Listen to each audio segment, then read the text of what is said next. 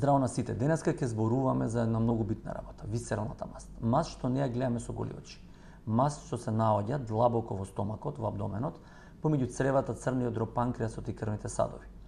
Што е битно, зашто е таа опасна? Дека само по себе маста не представува инертен магацин на енергија, туку еден тип на ендокрин орган.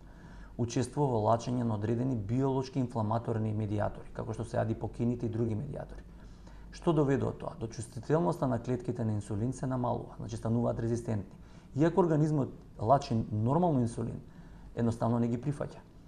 Тоа е потенцијално предиабетична или тип 2 на диабет кој што можат едноставно луѓето да го добијат. Во исто време реагира и на црниот дроб, во негова продукција на триглицериди и во метаболизмот на холестерол. Од тоа добиваме заклучок дека овие параметри доведуваат многу често до атеросклероза, тоа сформирање на плаки на крвните садови, потоа на артериите, кој што е многу опасна работа. Само по себе стомакот и мастите не представуваат само естетика. Тие представуваат и одреден медицински сигнал. Прашањето кое треба да си го поставиме не е колку килограми тежиш, туку колку во тебе се складира ризик на заболување.